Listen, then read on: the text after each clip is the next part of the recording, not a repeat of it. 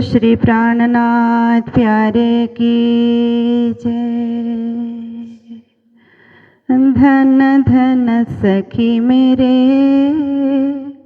सोई रे दिन,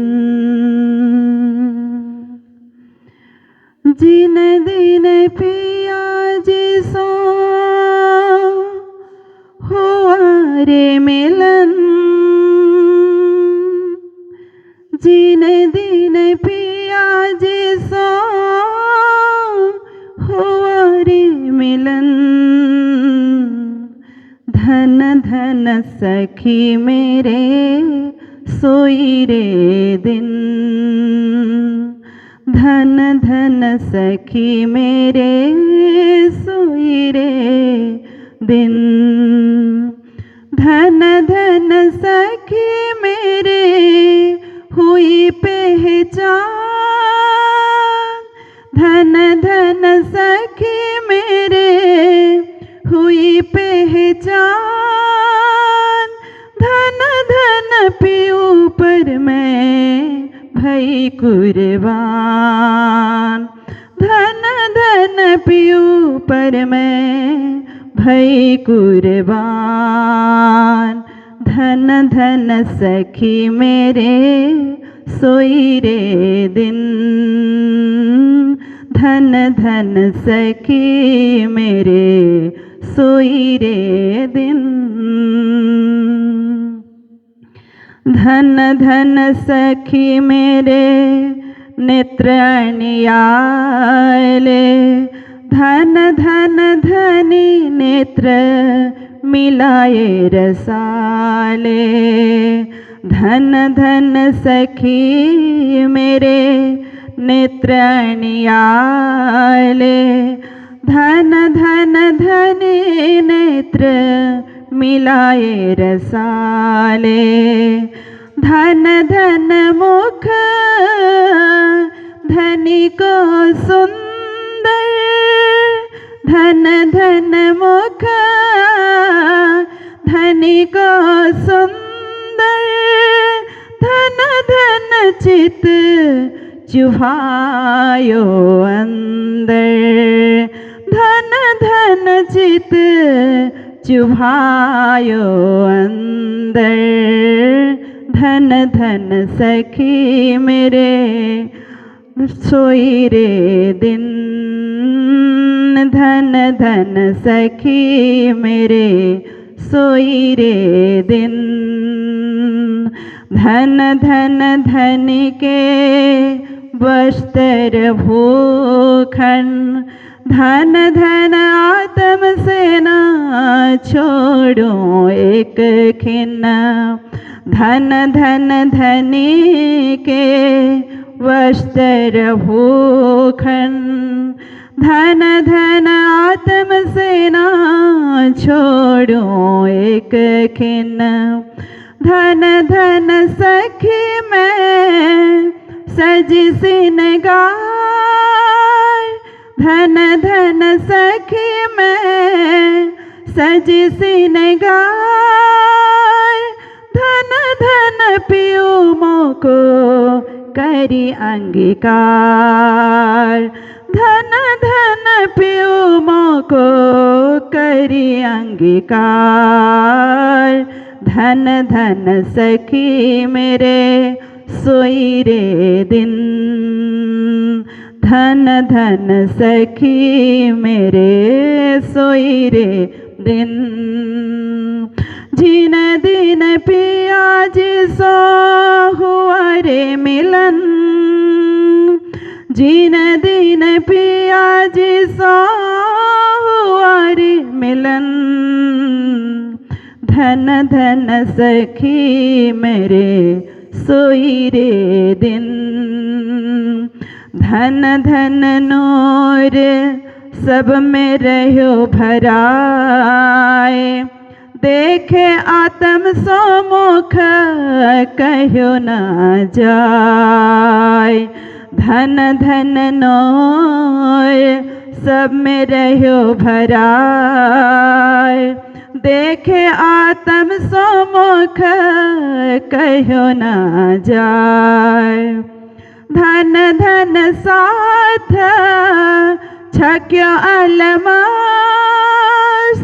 धन धन साथ छक्यो अलमास, धन धन प्रेम माती महामात, धन धन प्रेम माती महामात, धन धन सखी मेरे सोई रे दिन, धन धन सखी मेरे सोई रे दिन, जीने दिन पिया जी सो हुआ रे मिलन, जीने दिन पिया जी सो हुआ रे मिलन, धन धन सखी मेरे सोई रे दिन, धन धन सखी मेरे हुई पहचान, धन धन पे ऊपर मैं भई कुर्बान, धन धन सखी मेरे सोई रे दिन, धन धन सखी मेरे सोई रे दिन। बोलो श्री प्राणनाथ प्यारे की जय। करे काल को संयम, कोई दिन काया बचाए, कोई राते करामते, यूं सब निगम न चाहे, यूं सब निगम न चाहे। बोलो कृष्ण कन्हैया लाल की, श्री निजानंद स्वामी की, श्री प्राणनाथ प्यारे की, महारानी बाईजुराज की, महाराजा छत्रसाल की, गुरुजी मंगलदास महाराज की, श्री कृष्ण प्रणामी धर्म की, तीनों पुरी धाम की, सर्व सुंदर साथ की। पड़े गुने विकार न छूटे प्रणाम। उपस्थित धर्म प्राण शिरोमणि सुंदर साथ जी, माताएं, बहनें, भाइयों, ब्रह्म ज्ञान रसधारा, ब्रह्म ज्ञान रस चर्चा नित्य प्रतिदिन। देखिए संसार में हर दिन अच्छे नहीं आते ना, कुछ कुछ दिन अच्छे होते हैं, कुछ कुछ दिन ऐसे ही। प्रकृति के हिसाब से भी देखिए कि ये ठंडी के दिनों में देखिए 2 दिन पहले हम लोग दिन भर सूर्य की रोशनी ताप रहे थे, सेक रहे थे। कल से देखिए जैसे ही संक्रांत की लहर आई फिर ठंडा शुरू हो गया, है ना। हर रोज अच्छा दिन आएगा ऐसा हम सोचते तो हैं, कल्पना तो करते हैं, पर दिन बदलते रहता है, ऋतुएं बदलती रहती हैं, समय बदलते रहता है। और हर दिन अच्छा इसलिए भी नहीं आता कि कहीं कोई लड़ाई, कहीं कोई झगड़े, कहीं कोई तूफान, कहीं ये देखिए भूचाल, न जाने कितने कितनी दुर्घटनाएं अलग अलग दिनों में हुआ करती है ना। तो देखिए कि हर रोज अच्छा ना। फिर ग्रह दशा आप देखिए ना, 9 ग्रह है ना आकाश में, 9 ग्रह का भी कोई कोई प्रभाव हमारे ऊपर पड़ते रहता है, चाहे आप मानो चाहे ना मानो, पर ग्रह तो हमारे ऊपर है ही। हमारे ऊपर सूर्य का प्रभाव है, चंद्र का प्रभाव है, मंगल का प्रभाव है, बुध का प्रभाव है, गुरु का प्रभाव है, 9 ग्रहों का प्रभाव हमारे ऊपर है। तो कई लोग बोलते हैं हम ग्रह दशा को नहीं मानते हैं। न मानने से भी कुछ ना कुछ असर तो उनके ऊपर आता ही आता है। तो ग्रह दशा खराब होने से फिर दिन अच्छा नहीं जाता, अच्छे दिन नहीं आते हैं। ग्रह दशा निकलने के बाद अच्छे दिन आते हैं। इसलिए ज्योतिषियों के पास तब जाना चाहिए जब ग्रह दशा खराब हो ना। तो और कितने दिन है पूछने के लिए, क्योंकि ग्रहों का प्रभाव होता है ना। जैसे शनि का 7.5 शुरू हो जाए तो 7.5 साल तक वो परेशान रहेगा। सब ग्रह को भोगने का अपना अपना एक समय होता है। बुध का अपना समय है, बृहस्पति का अपना समय है। और कुछ ग्रह को क्या कहते हैं कि पाप ग्रह भी कहते हैं। वो दोष ही दोष दे करके जाते हैं, कुछ ग्रह पुण्य दे करके जाते हैं। ये चक्र चलते रहता है। इसलिए जो कुंडली बनती है ना, वो भी एक साइंस है। जन्म कुंडली बनती है। हिंदू परंपरा में देखिए, ज्योतिष शास्त्र भी एक महान शास्त्र है। ज्योतिष शास्त्र के आधार पे गणना करके सूर्य ग्रहण और चंद्र ग्रहण निकालते हैं, तो उसी दिन सूर्य ग्रहण भी होता है, चंद्र ग्रहण भी होता है। और देखिए वैज्ञानिक लोग भी निकालते हैं। वैज्ञानिकों का वैज्ञानिक गिनती से जो ग्रहण का समय निकलता है, ज्योतिष के गिनती से भी वही समय निकलता है। प्राचीन विद्या है ज्योतिष विद्या। तो आप देखिए, आपके जन्म के हिसाब से आप कहाँ जन्मे और किस बेला में जन्मे हो, टाइम पक्का याद होने से आजकल तो कंप्यूटर में ये ज्योतिष शास्त्र को भी डाला गया है ना। जन्म कुंडली बन करके निकलती है, वो टाइम और जगह डाल देने से उस समय कौन कौन ग्रह कहाँ कहाँ थे, सब अपने आप ही, सब सॉफ्टवेयर है उसका, सब तैयार हो जाता है। फिर आप देखिए उसमें फलाफल भी लिखा रहता है। इतने समय तक ये ग्रह का प्रभाव है, इतने समय तक, आपके जन्म से लेकर के मरण तक ग्रहों का प्रभाव कब तक चलता है। तो ये भी हमारे साथ साथ है। तो खराब ग्रह आने से दिन अच्छे नहीं जाते। अच्छा करते हैं तो भी बुरा परिणाम आता है। सोने को हाथ लगाते हैं तो भी कभी कभी मिट्टी हाथ लगती है। ऐसा ग्रह दशा का भी प्रभाव होता है। तो देखिए कि ये सोचना कि हर रोज अच्छे दिन हो, सोचना तो अच्छा है परंतु संभव नहीं है, होना संभव नहीं है। प्रैक्टिकली ये संभव नहीं है। पर एक दूसरी बात है, हर रोज एक अच्छा काम हम कर सकते हैं। हर रोज अच्छा दिन रहे न रहे, पर हर रोज एक अच्छा काम हम करने की सोच बना करके चलें तो कर सकते हैं।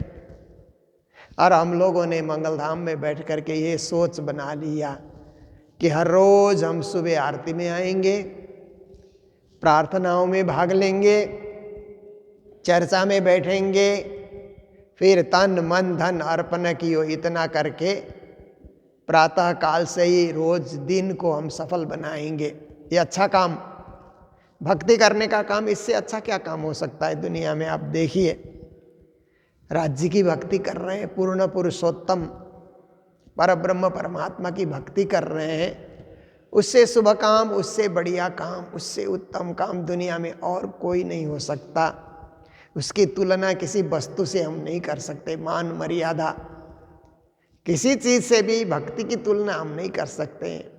भक्ति को अनपायिनी भी कहा जाता है ना, दुर्लभ भक्ति है। हर किसी को सुलभ नहीं है ये भक्ति।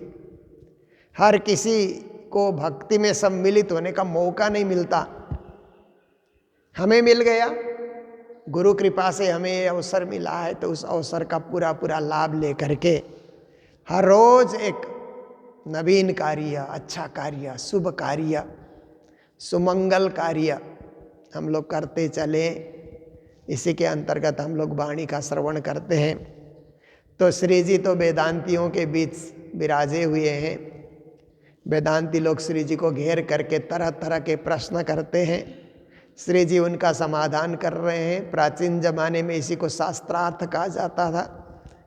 तो शास्त्रार्थ चल रहा है, शास्त्र का अन्वेषण, धर्म चर्चा, ज्ञान चर्चा, ज्ञान गोष्ठी कर वाईसों गोष्ठ ज्ञान, श्री जी ने कहा ना, ज्ञान की गोष्ठी करते चलो।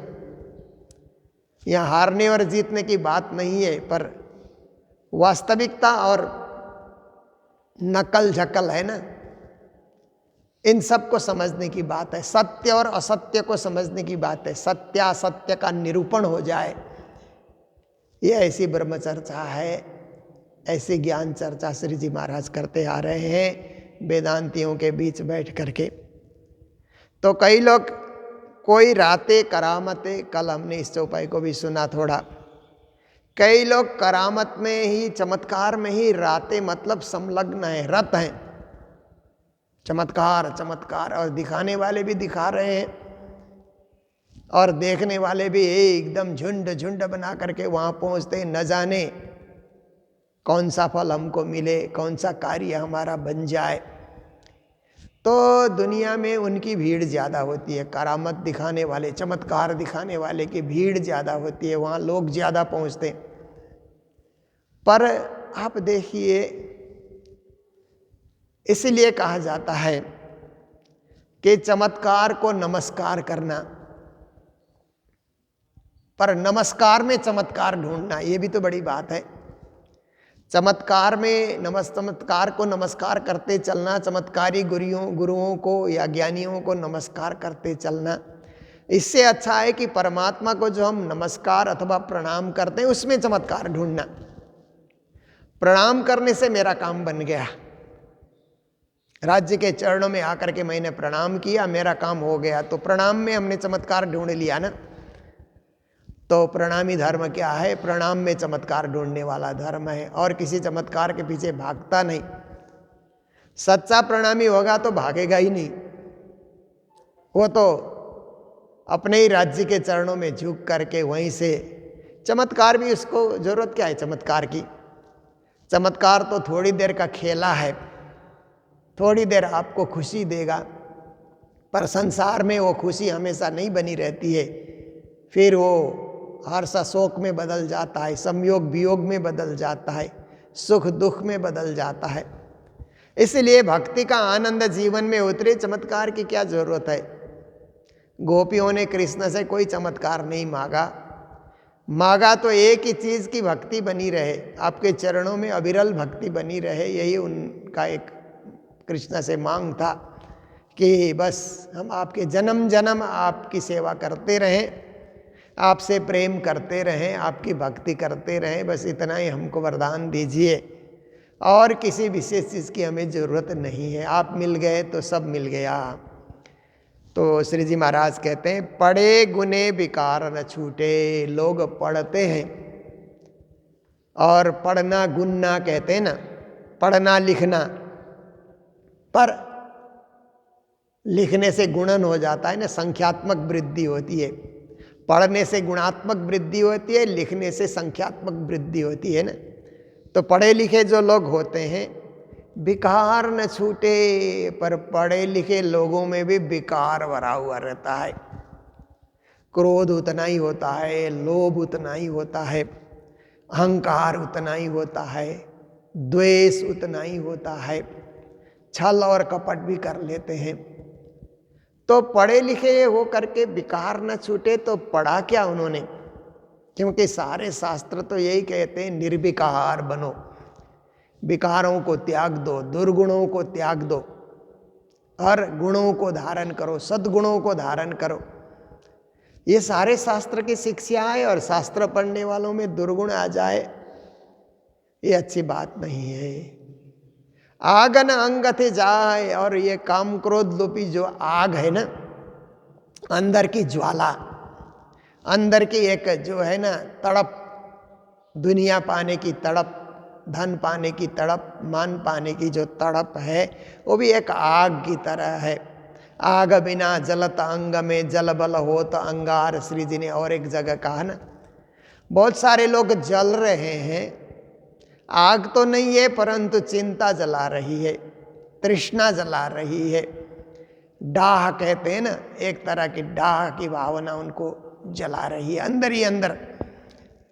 तो आग से भी ज़्यादा असरकारक जलाती है वो।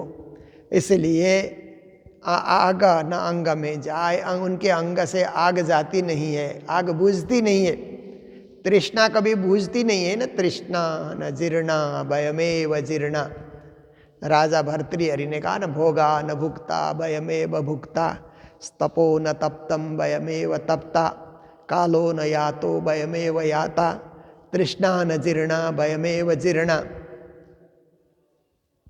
त्रिशतक में, वैराग्य शतक में कहते हैं ना, नीति शतक, वैराग्य शतक, श्रृंगार शतक, त्रिशतक है उनके।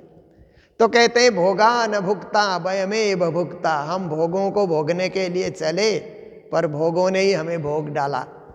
हम खाने को निकले पर खाना नहीं हमको खा लिया। अनेक रोग व्याधि के रूप में खाना ने हमको निगल लिया। तपो न तप्तम भयमेव तप्ता। हम तपस्या करने के लिए निकले परंतु चिंता रूपी ताप ने हमें तपा दिया। तपस्या नहीं हुई, चिंता करते रहे बैठ करके। क्योंकि आजकल कलयुग में आप देखिए मन एक सेकंड भी नहीं टिकता है। तो कई लोग ध्यान में बैठते हैं पर मन तो फिर भी भागता ही रहेगा, दौड़ता ही रहेगा। उसको घुमा के लाओ फिर जाएगा, घुमा के लाओ फिर जाएगा। निज नाम जपते जपते मन भाग जाता है। इतना मन चंचल है इस कलयुग के अंतर्गत। 5 बार निज नाम में मन नहीं टिकता है। तो कई लोग क्या है कि 3 घंटे का ध्यान, 6 घंटे का ध्यान, दिन भर का ध्यान आदमी को जेल में डालने की तरह वो एक सजा है। और हमारे प्रणामी परंपरा तो भक्ति प्रधान संप्रदाय है। हम भक्ति से राज्य को पाना चाहते हैं। ध्यान मार्ग कुछ अलग है, योग मार्ग अलग है, ध्यान मार्ग अलग है। गोपियों ने उद्धव के योग को स्वीकार नहीं किया परंतु कृष्ण के उस अनुराग को उन्होंने स्वीकार किया। कृष्ण के प्रेम और भक्ति को, प्रेम लक्षणा भक्ति को उन्होंने स्वीकार किया। तो हमारी जो है ना परंपरा और हमारी संस्कृति कहें, हमारा सिद्धांत है, भक्ति परक सिद्धांत है। पर कुछ लोग इसको ध्यान में बदलना चाहते हैं और संप्रदायों में ध्यान मार्ग उन्होंने देखा तो उनको लगा कि प्रणामियों को भी ध्यान में बदल दिया जाए। तो शिविरों में इतना घंटा ध्यान लगेगा, इतना घंटा ध्यान लगेगा, ऐसा करके नए नए रंग ढंग से लोग शिविर का भी आयोजन करते हैं। ठीक है, योगा करना, प्राणायाम करना, व्यायाम करना स्वास्थ्य के लिए अच्छा है, पर राज्य पाने के लिए तो भक्ति मार्ग ही सबसे सुलभ मार्ग है। क्योंकि भक्ति में मन लग जाता है, सेवा पूजा गाने में मन लग जाता है। आप देखिए प्रेम से सेवा पूजा गाइए, आप सेवा पूजा में खो जाएंगे। प्रेम से चंदन घिसिए। आजकल तो डब्बे में बने बनाए चंदन आने लगे, परंतु पहले वो जो है ना चंदन की लकड़ी से घिसा जाता था ना। आज भी पद्मावतीपुरी धाम पन्ना में गुमट जी में वो चंदन घिसने की परंपरा है ना। घिसने वाले बड़ी देर तक चौपाई बोलते जाते हैं, घिसते जाते हैं। बड़ा आनंद है, सुगंधित चंदन तैयार किया जाता है। आप देखिए तो चंदन घिसने में, भोग तैयार करने में, भोग सजाने में, भोग बोलने में कितना प्रेम का उदय होता है ना। भोग बोलने में, चंदन चढ़ाने में, ये है। और हमारी भक्ति में ध्यान कब होता है? जब हम 5 बार निज नाम का जाप करते हैं तभी मूल मिलावे का ध्यान हो जाता है और तभी राज्य के चरणों में बैठने का अनुभव होता है। उतना ही हमारा ध्यान है। उसको 1 घंटा बढ़ाओ, 2 घंटा, 3 घंटा बढ़ाओ, सारा दिन का करो, वो तो औरों की देखा देखी है। पर हमारी परंपरा में बस फट से ध्यान लग गया। एक बिजली चमकते ही जैसे वातावरण प्रकाशित हो जाता है, निज नाम के जपते ही हमारा हृदय प्रकाशित हो जाता है। और हृदय प्रकाशित हृदय में राज्य विराजे हुए हमें अनुभव होता है। हम राज्य में, राज्य हम में, हम हक में, हक हम में, और हक अविनाश अब ख्वाब। तो बेकार नहीं छूटा तो क्या करेंगे? पढ़ ले लिखने से भी कोई, पढ़े लिखे लोग संस्कारी होते हैं ऐसा नहीं कहना चाहिए। संस्कार कुछ और चीज़ है। शिक्षा संस्कार नहीं है। शिक्षा तो क्या है? एक बुद्धि का विकास है। संस्कार कुछ और होता है। इसलिए गुरुकुल परंपरा की शिक्षा को संस्कार शिक्षा कहा जाता है। गुरुकुल परंपरा में संस्कार के विषय में भी कुछ समझाया जाता है। बाकी स्कूलों में संस्कार के विषय में कम शिक्षा दी जाती है। केवल पास कैसे करना, अच्छे नंबर से कैसे पास करना, डिग्रियां कैसे बटोरना, ये सारी बातें बताई जाती है। इसलिए पढ़े लिखे लोगों में भी विकार भरा रहता है। आगन आंगन अंगति जाए, आप वतन चीने बिना। बहुत सारे पढ़े लिखे विद्वान शास्त्रज्ञ होते हैं, शास्त्र के मर्मज्ञ होते हैं, शास्त्रों के साधक होते हैं, अन्वेषण करता होते हैं, पर अपनी पहचान भी नहीं है कि उनकी आत्मा कहाँ से आई, क्यों आई, आत्मा कहाँ जाएगी, कुछ पता ही नहीं है। चेतना कहाँ से आई, कहाँ जाएगी, इसका ही कुछ अता पता नहीं है। और अपना घर, चेतना का मूल घर कहाँ है, उसका भी पता नहीं है, वतन का भी नहीं पता है। चिन्हे बिना उनकी पहचान ही उनको नहीं है, जान पहचान नहीं है। तोलों जल बिना गोते खाए, श्री जी महाराज कहते हैं ऐसा ही चलता रहेगा तो बिना जल के लोग गोते खाते रहेंगे। जल नहीं है, जल के आभास में ही परेशान हो रहे हैं। मृग जल जिसको कहा जाता है, मृग जल सो जो त्रिखा भाजे, तो गुरु बिना जीव पार पावे। श्री जी ने कहा ना, मृग जल से तृषा नहीं बुझती है, प्यास नहीं बुझती है। ऐसे ही बिना गुरु के हमें ज्ञान की प्राप्ति नहीं होती है। तो लोग क्या है कि जल बिना, जल नहीं है, गोते खाए जा रहे हैं, शायद यहाँ जल है, शायद यहाँ जल है, कल्पनाएं करके परेशान होते जा रहे हैं। जैसे मरुभूमि में जानवर पानी पीने के लिए तरसते हैं। ए संशय सब समझाए कि अब ये शंका की बातें, परब्रह्म कहाँ है, उनका धाम कहाँ है, आत्मा कहाँ से आई, उसको कहाँ जाना, ये शंका दूर कर दिया जाए, निशंक बना दिया जाए, शंका रहित, एकदम कन्फ्यूजन है ही नहीं, ऐसा किसी को कर दिया जाए।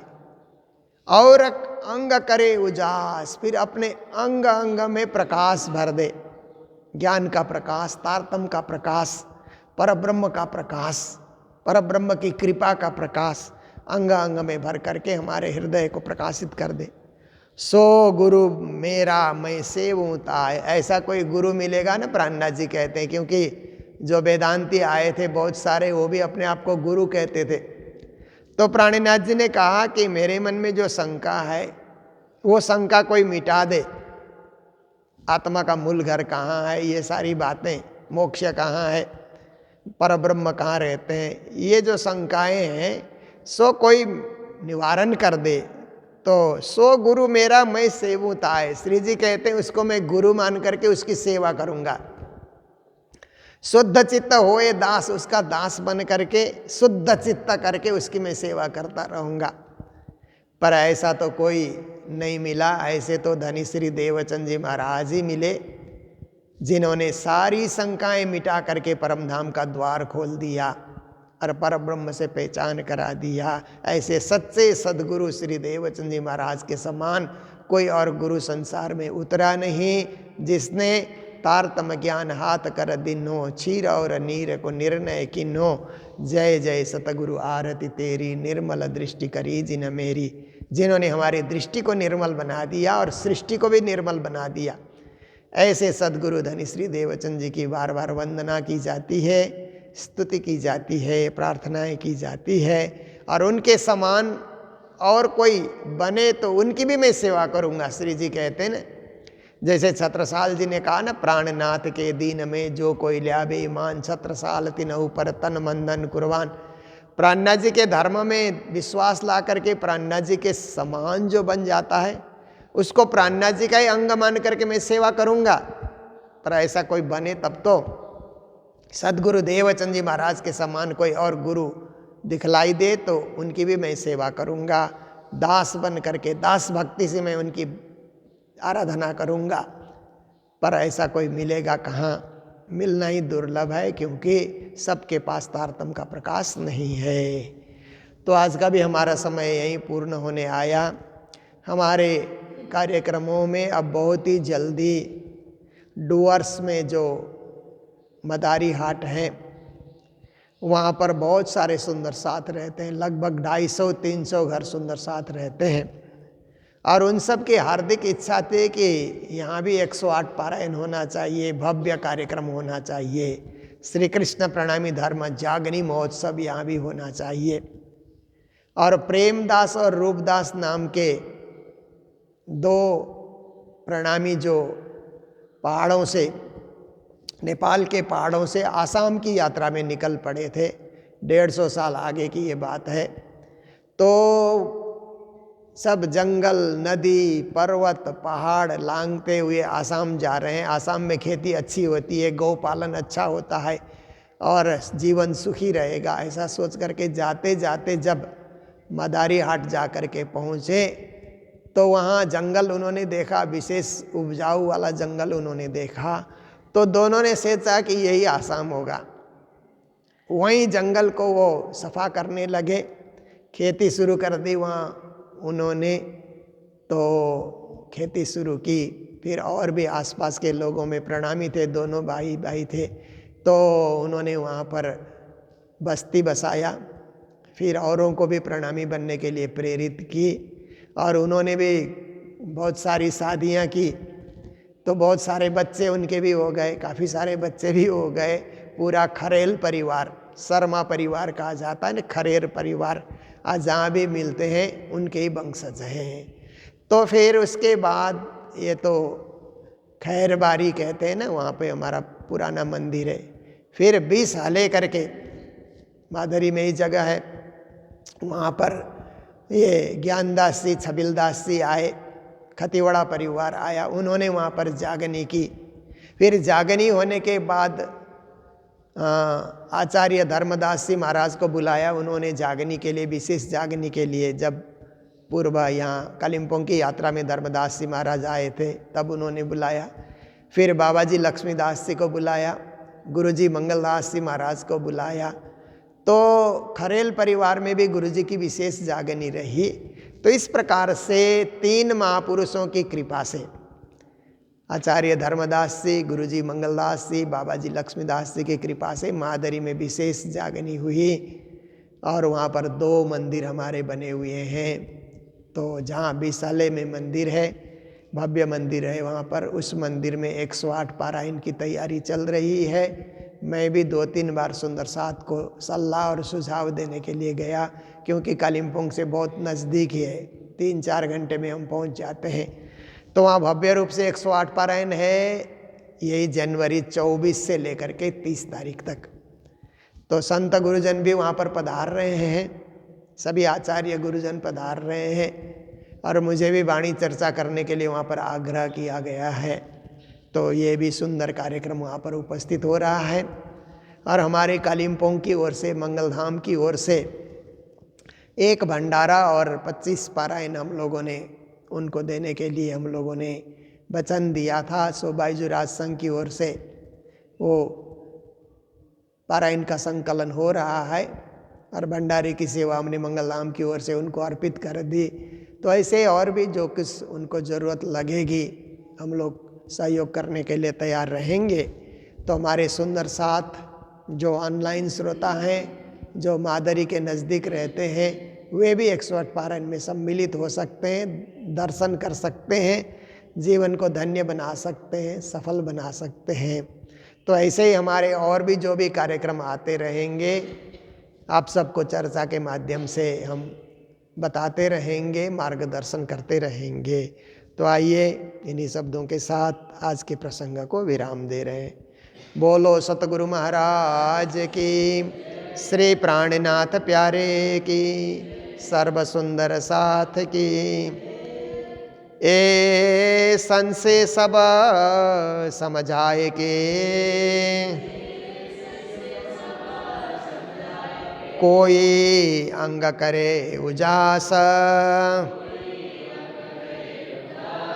सो गुरु मेरा मैं सेवताए।